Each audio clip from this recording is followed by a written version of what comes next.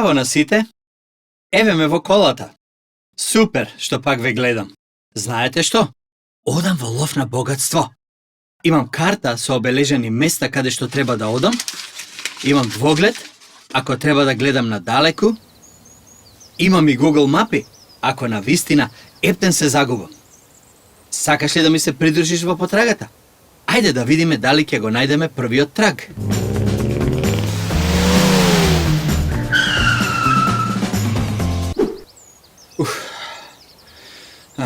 Мора да е тука некаде. Знам дека првиот траг е тука. Ке го побараш ли со мене? Стани од каде што седиш. Исправи се и преправај се дека користиш двоглед. Па да видиме дали ќе го најдеме првото парче од служувалката. Истегни се и погледни нагоре. Наведни се и погледни надолу. Таму ли е?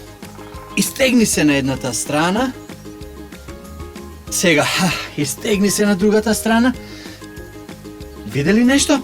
Се гледали? Викни, ако видиш нешто.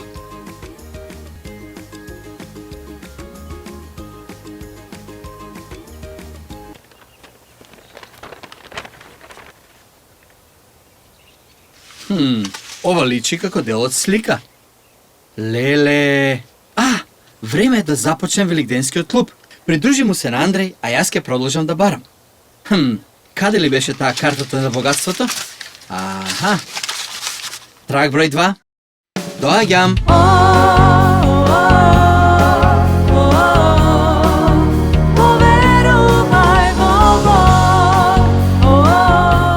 Здраво на сите! Добре дојдовте во великденскиот клуб. Трагачот по вистини бара скриено богатство и се надевам дека потрагите ќе успеат да го најде. Денес ќе видите некои работи на екранот, кои ќе ни кажат за тоа што следува. А сега, тоа е време за Библијата. Знаеш ли дека Библијата е како карта за пронаоѓање скриено богатство, содржи упатства и показатели кои покажуваат кон најголемото богатство, да го имаш Исус за спасител. Бог употребил луѓе да ги запишат зборовите во Библијата, за да можеме да учиме за него и да го пронајдеме тоа големо богатство. Не е лесно да се најде богатство, а денес ќе дознаеме за двајца луѓе кои имаа многу показатели за Спасителот од првиот дел на Библијата, Стариот Завет, но им требаше некој да им помогне да ја склопат сликата. Читаме дека овие двајца, од кои едниот се викал Клеопа, биле ученици на Исус, кои можеле да го слушаат Исус и да ги видат прекрасните работи што тој ги правел. Денес не можеме да го видиме Исус, ама читаме за него во Библијата, а знаеме дека Библијата, Божиот збор, е вистина. Сакам да направиш нешто со мене. Ајде направи ги дејствата. Божиот збор е секогаш вистинит. Ајде обиди се пак. Божиот збор е секогаш вистинит.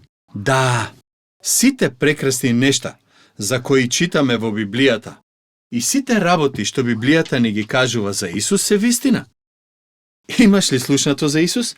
Веруваш ли дека тоа што Библијата го вели за него е вистина? Ајде да размислуваме за тоа додека пееме. Стани и пеј заедно со нас.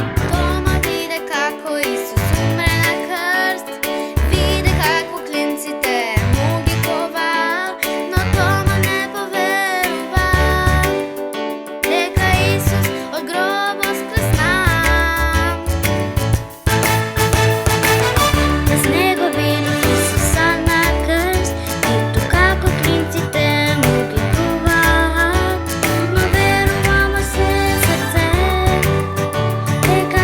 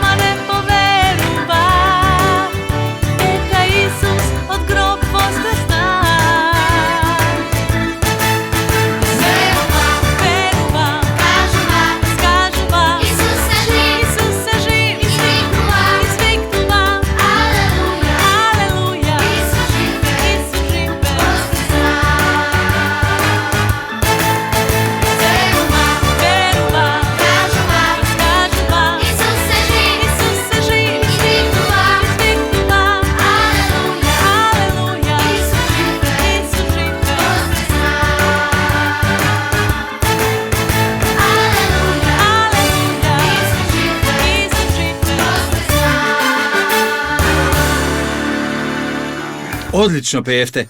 Луѓето во денешната лекција слушнале за Исус, биле негови следбеници, ама биле збркани. И еве зошто.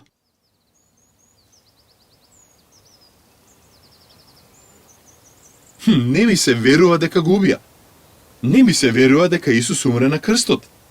А јас мислев дека е совршен, пресилен за да умре. Мислев дека ќе ги уништи нашите непријатели, дека ќе го смени светот, а сега е мртов. Веќе е пред денот како умре, а некој велат дека е жив. Ама кај му е телото? Некои биле на гробот и тој бил празен. Исус веќе го нема, ама не може да е жив. Нели? Учениците беа тажни и збунети. Исус дозволил да го убијат лошите луѓе, иако не направил ништо лошо. Телото му било погребано во пештера, а однадвор била затворена со голем камен. А сега некои велеа дека Исус е повторно жив.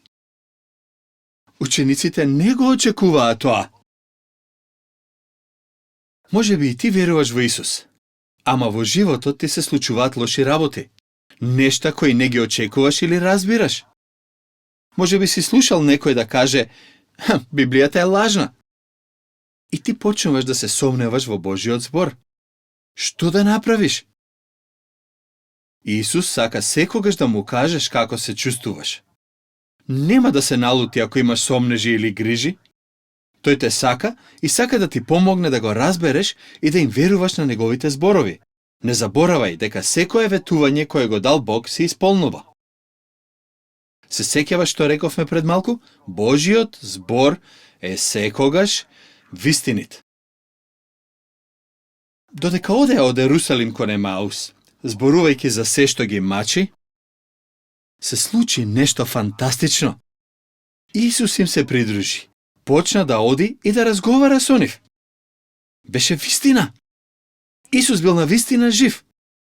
Но Клеопа и пријателот не го препознале Исус. Мислеле дека е тугинец. Му кажале за се што се случило и зошто се збунети. Не можеле да разберат како сите показатели за Исус од Стариот Завет се склопуваат заедно. Исус започнал од почетокот на Библијата и им објаснил се што било запишано за него. Исус сака и ти да ги сватиш тие работи. Да разбереш дека тој е Спасителот кој Бог ветил да го испрати и дека тој може да биде твој Спасител. На почетокот на Библијата дознаваме како Адам и Ева му станале непослушни на Бог. Од тогаш сите се раѓаат грешни и со желба да грешат. Но од самиот почеток Бог вети дека ќе испрати Спасител, кој ќе ги спаси луѓето од гревот. А Исус е тој Спасител. Подоцна, Бог на својот народ му дал заповеди, за да им покаже колку им треба Спасител. Но ниту тие, ниту ние не можеме да ги исполниме сите тие заповеди. Ти и јас ги кршиме заповедите кога ќе земеме нешто што не ни припаѓа или кога непотребно го користиме Божјото име. Затоа ни треба Спасител, а тоа е Исус. Бог преку пророкот Исаја кажа дека гревот треба да се казни и дека Спасителот ќе страда како казна за нашиот грев. Исус е тој Спасител.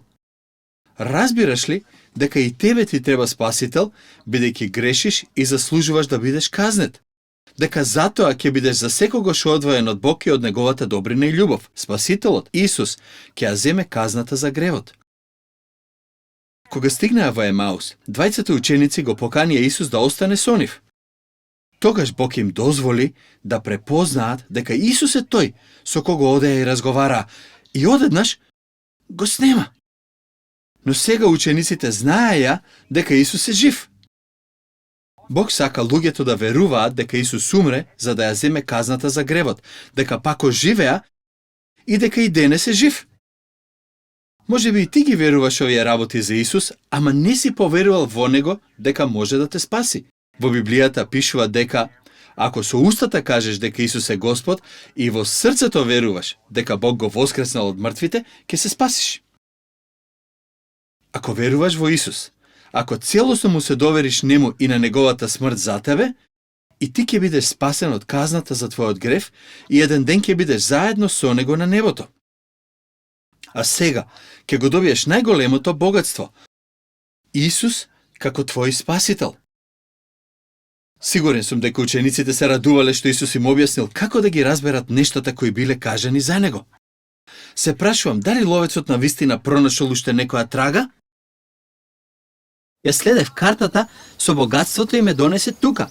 Можеш ли да ми помогнеш да го пронајдам другото парче од служувалката? Извади го двогледот, ајде да разгледаме. Важи, ајде пак да погледнеме високо нагоре. Не, нема ништо. А надолу? Не, нема. Погледни настрана. Разглечи се, гледаш ли нешто?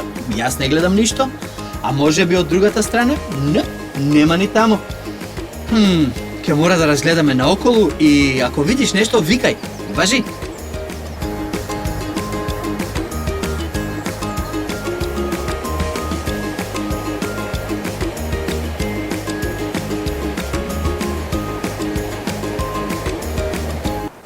Одлично, таму е.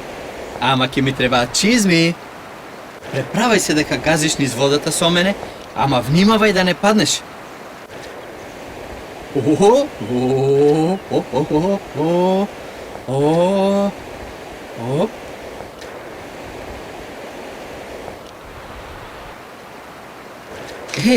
Второто парче. Сега гледам повеќе од сликата. Ајде да одиме и да го најдеме и последниот дел. Возбудливо е да се гледа низ двоглед, нели? И учениците во лекцијата беа возбудени. Толку многу што брзо се вратија во Ерусалим. Сакаа со пријателите на Исус да ја споделат веста дека Исус е навистина жив. Додека учениците беа собрани заедно, се случи нешто прекрасно. Се појави Исус. Прво се уплашија, но потоа Исус ги смири и им кажа дека е навистина тој, така што им дозволи да ги допрат неговите раце и нозе. Стани и дај му петка на некој до тебе. Ја почувствували раката на другиот? Така се чувствуваа и пријателите на Исус кога го допреа Исус. Исус имаше вистински раце, со вистинска кожа, оти беше вистинска личност со вистинско тело. Учениците беа уште збркани. Па уште еднаш Исус им го објасни тоа што беше запишено за него во Стариот Завет. Некои од показателите во Стариот Завет кажуваа дека Спасителот ќе крвари и ќе умре за да ги спаси луѓето од гревот. Друг показател кажуваше како ќе го повредат Спасителот и како ќе го распнат на крст. Трет, дека Спасителот ќе биде погребан и пак ќе воскресне. Во Стариот Завет Бог ставил стотици показатели за Господ Исус. И сите се вистина. Бог не сгреши. Се случи како што тој кажал. Не е ли тоа чудесно? Што научивме денес? Дека Божиот збор е секогаш вистинит. Бог совршено испланирал се, за да има начин тебе и мене да ни се прости гревот и да го добиеме најголемото богатство. Исус како Спасител. Исус им помогна на учениците да го разберат и склопат тоа што беше запишано за него. Сега тие беа сигурни дека Исус е жив и повеќе, дека тој е ветениот Спасител. Разбираш ли дека се што е запишано за Исус во Библијата е вистина? Ке поверуваш ли денес во него како во твој Спасител? Аха, ова е ловецот на вистини, пак ми се јавува. Последниот дел треба да е тука некаде. Ке ми помогнеш ли да го најдам? Извади го измислениот двоглед и погледни високо нагоре, повторно. Не, пак ништо. Да погледнеме надолу. Не, не е ни таму. Да погледнеме наваму, малку подалеку, многу подалеку, пак ништо. А наваму? Ни тука не гледам баш нешто. Види ли нешто ти? Ако видиш, викај, важи. Ке ми треба секира да се пробијам низ овие гранки. Ајде заедно да сечеме гранки, важи. Вади ја секирата.